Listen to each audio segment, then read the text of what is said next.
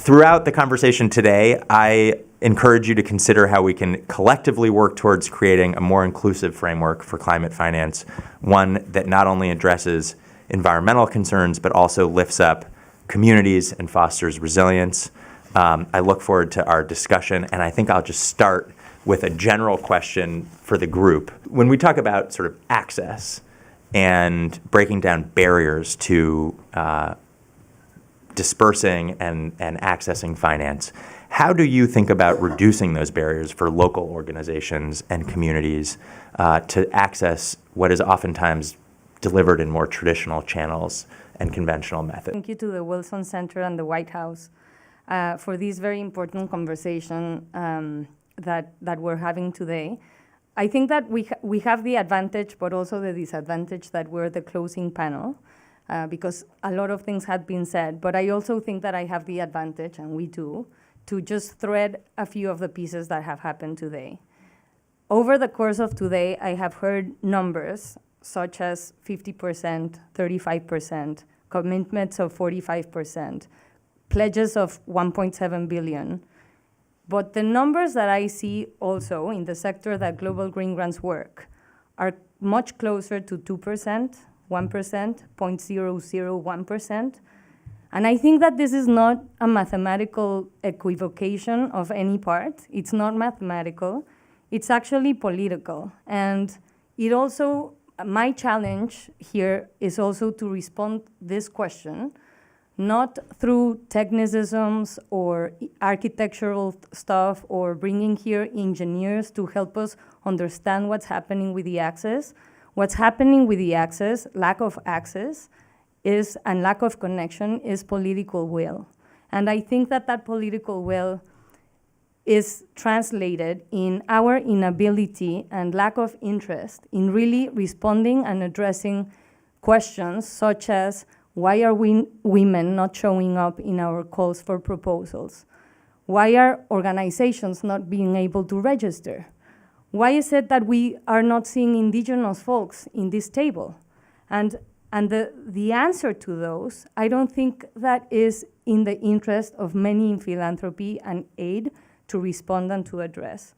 And I think that that's where our focus needs to be. Obviously, there's a lot of architectural challenges that we can also address. There's a huge bottleneck happening between the supply and the demand of social and environmental justice action and financing. But I think that at the core of this is that we have a collective problem here. And my team will kill me if I don't talk about Greengrants, but I think it's also my ethical responsibility to speak about why is it that we have today heard beautiful and really empowering and interesting stories about each of our own programs as foundations, but we are still facing the numbers that I mentioned. And so there is an ethical and a responsibility of how accountable are we in the aid sector and in the philanthropic sector of why this is happening. And I think it's happening because we're not answering the type of questions of most activists getting killed and murdered in most countries where climate action is being addressed, people getting jailed, confronted by state capture of corporate powers, unable to register the organizations, unable to access finance, because to be able to access finance, you almost have to hire first an accountant to be able to then report the type of financing restrictions that we're asking. And if we are not able to look frontally at those challenges, the technical solutions are never going to solve it. And we see it also because I feel that one of the problems in philanthropy and aid is that those who are guiding us have huge risk aversion. And they are legal counsel sitting in New York offices telling us how not to do things in a place and in a world of crisis where more and more restrictions to civic spaces is happening, more and more confrontations to the states are happening, because the climate crisis at its core is a political crisis, a social crisis that is confronting power, and power is holding on to power. So if we are not able to at the very least say that we are in a risky business and that we are therefore obliged to do it that way, we're failing since the outset. And I wouldn't feel comfortable here in talking about these financially technical solutions that we need to create unless we start talking about those things. And there's obviously a lot of models that have worked. Juan Carlos is here to speak on behalf of an indigenous-led fund, for example. Lindsay also mentioned the Youth Climate Justice Fund. Greengrants Fund has and this is for my team, Greengrants, Global Greengrants Fund is a decentralized, uses a decentralized mechanism with advisors to be able to access. Most of our grantees are receiving funds for the very first time, and they are unregistered organizations. So we've been learning how to do those things. We have a lot more to learn, but more than that, I think that we all are accountable and responsible for how are we going to address a moment of crisis, of breaking of democracies, closing civic spaces, jailing, criminalization of those who we are saying all day long today are having those solutions. And how come we're not talking about that? That would be my respectful, provocative question for this. Thank you for that. Indeed, a very worthwhile question. I think let's actually dig into that a little bit, because you highlighted sort of the dual nature of the challenge just on the financing side, which is to say that from a global macro perspective, even as we've got MDBs doing $74+ billion in 1 year on climate finance, we need that to experience a step change in growth, because it still only represents, 10, an order of magnitude, or really 2 orders of magnitude less than what the scale of the challenge is when we're talking about $1 trillion scale. But then the secondary and these are both these shouldn't be interpreted as judgments on the importance of one or the other. But the additional challenge and crisis that we face is that within that macro scale, we're not getting the financing to the places that really need the financing. And I appreciate your sort of level setting on the actual percentage of financing that is going to communities that we're all talking about here today.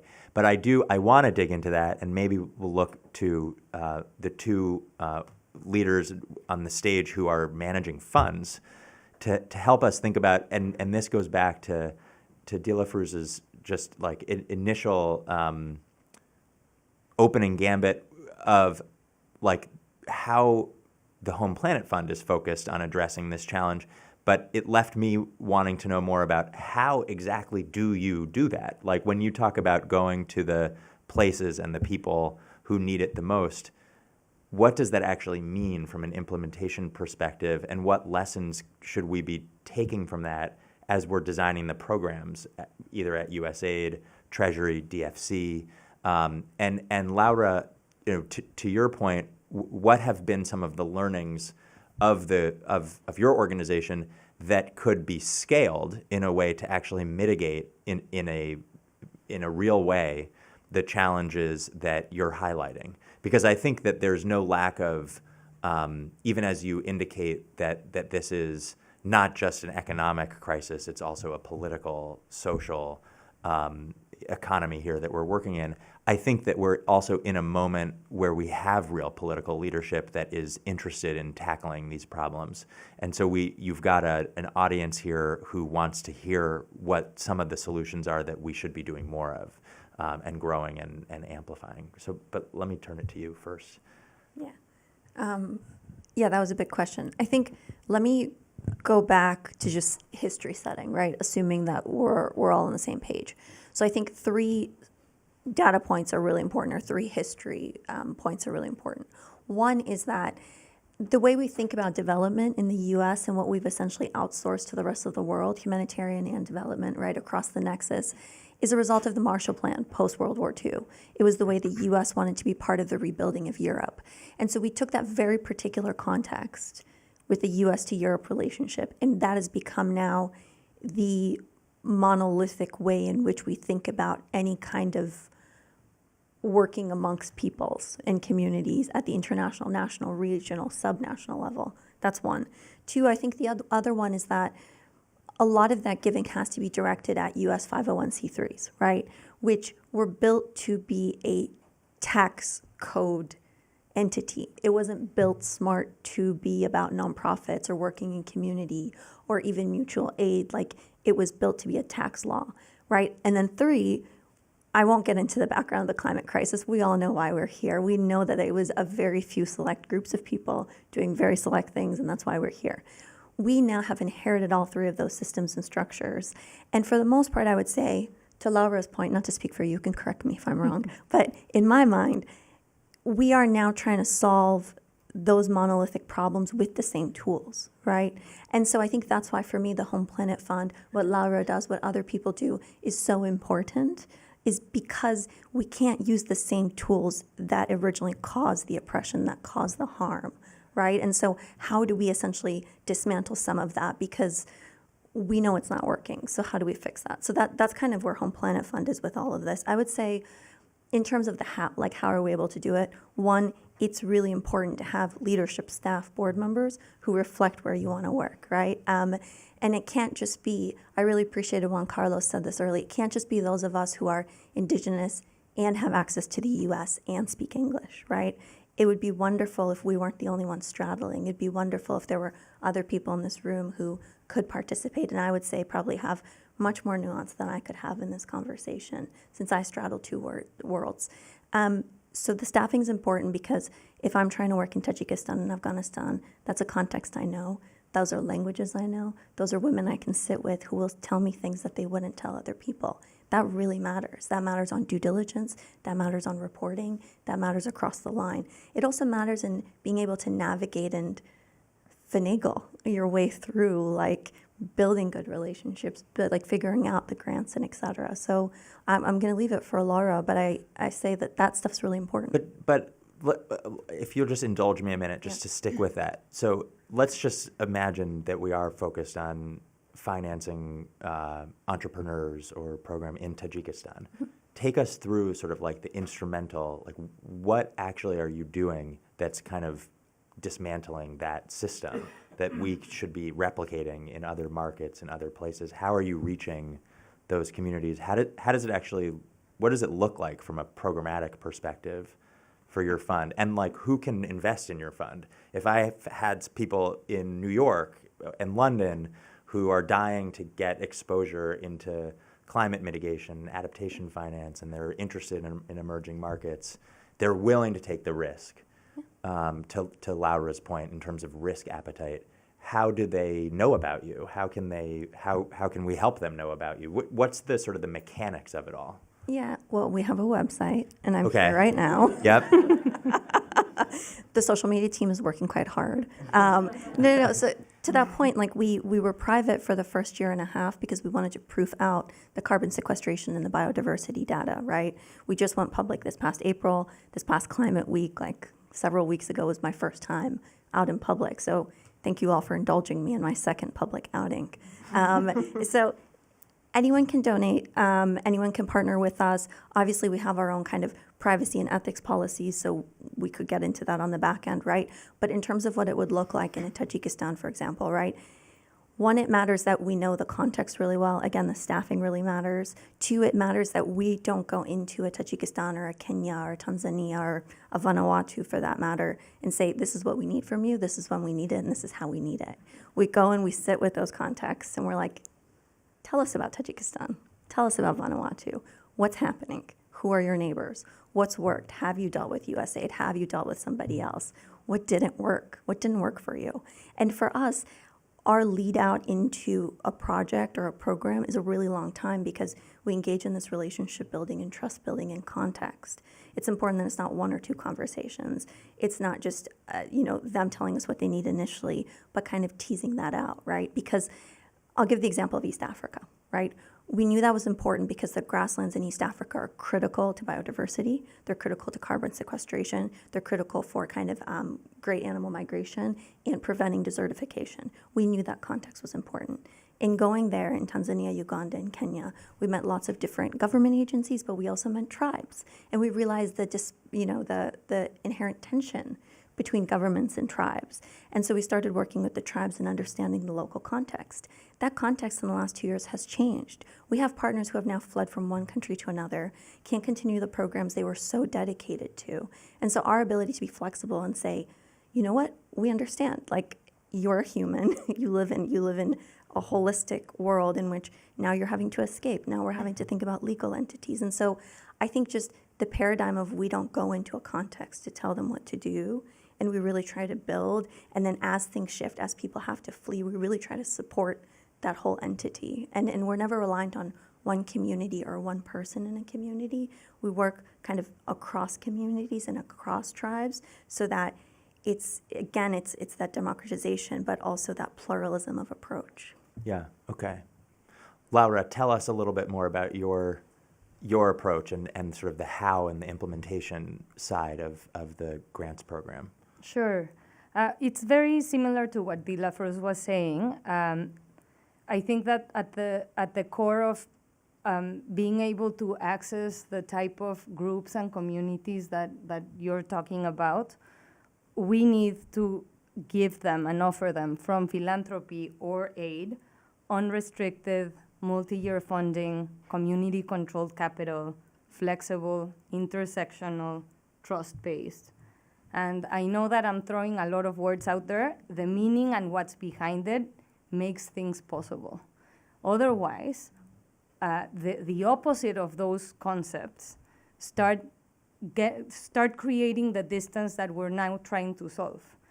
So I think that that also requires a flexible approach to understanding that climate action cannot be restricted to carbon measurements or to those type of technological solutions that do not address the fact that the climate crisis is a crisis in racism, lack of access, colonialism, commodity of nature, harm, abuse. And if we don't start understanding that communities are actually doing those things, and therefore our funding needs to provide that, then we're just restricting communities and restricting grantees to do something that Lindsay was mentioning before, which is short-term solutions instead of this longer-term approach.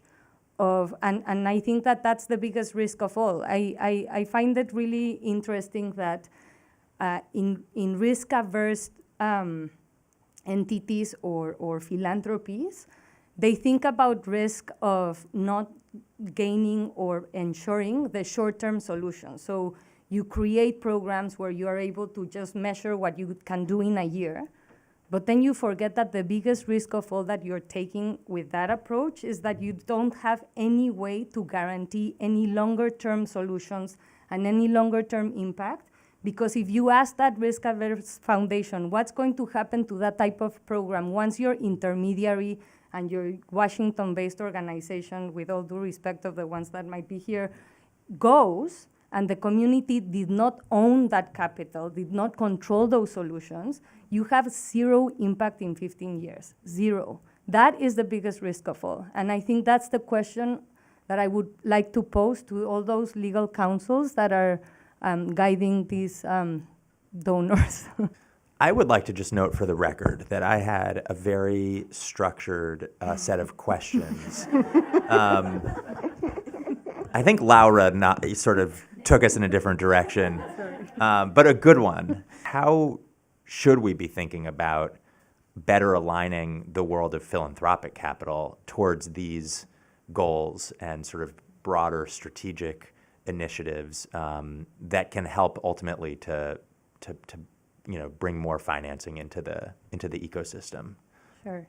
Tackle it by just mentioning what I mentioned in passing in the beginning, which is the bottleneck that exists between these huge investments of capital that are growing they're not necessarily walking the talk in terms of climate financing, but then this immense, vast, and rich ecosystem of action that is happening in the communities, despite the fact that they're not receiving money. So this is just a note or a footnote to just say that's where the power lies. They don't even need the money to do that, but they actually do need the money to be able to succeed even better. This bottleneck, in many ways, is already getting solved, but is still unseen by these huge amounts of capital. And it's getting solved by the creation many years ago, and this is increasing now, the creation of many community-led movement accountable funds that are tackling what we need to tackle, which is from the proximity of the movements that they are supporting. They're not only able to resolve that financial challenge that you're talking about, Jake, but they're able to resolve something that is super important. That is, communities thrive much more when you give them access to financing, but when you accompany them throughout the journey. And you accompany them closely by responding to what De La Cruz was saying, which is, in northern Tanzania, people are fleeing because of land conflicts. So they're not able anymore to do the project that they first told you about when you gave them a fund. So you need that type of flexibility in your own systems to be able to do it. But even with that type of thriving ecosystem, I do think that we need to think about something that we experience in Greengrants every day, which is that I challenge the concept of intermediary funds, because if we are only seen as that bridge of money, and we are limited and we continue to get this type of larger funds in a restricted way, then it means that the sector is not investing in its own infrastructure that is needed precisely to democratize and redistribute funding. And by that, what I mean is Greengrants, as well as many other of our partner funds, local philanthropies, indigenous-led funds, are not getting what they need to be able to succeed as partners in this endeavor of access and the lack of access that we just have been speaking about. What do we need? We need flexible, core, multi-year funding to be able to offer the same to the movements. And as much as we are in many, many ways alchemists of all of that, because we are the cushion to the risk to the donors, what we're doing actually, which is a lot more risky, we're the cushion to provide a lot more unrestricted funding from the restricted funds that we get. We cannot do that. We cannot do so much of that. There's a limit to our capacities as public foundations who need the larger climate investing, in order to then allow for philanthropy to have a real chance at making some change and some contribution to addressing the climate crisis. And for that, I think we really seriously need to pay into consideration. And I think that one of the challenges that I feel is happening is a little bit like a cultural mindset, where people with more money think that they have, therefore, a larger voice and the power to direct, and therefore they see us as very small grantees and not really like partners in actions to make philanthropic investments meaningful and impactful. And the same obviously goes to the communities that we're supporting. If we don't truly acknowledge from the outset that the action is there, that human capacity far exceeds in power what money can do, then we're still commodifying all of that, and we're still structuring it in a way that it will always be top-down. And it will never have the ability to reimagine a different world, start constructing it differently, and really start addressing the climate crisis, which is enormously challenging. And if we do that in the wrong mindsets, then as much as we can think and rethink of architectural schemes, I don't think it's going to be impactful.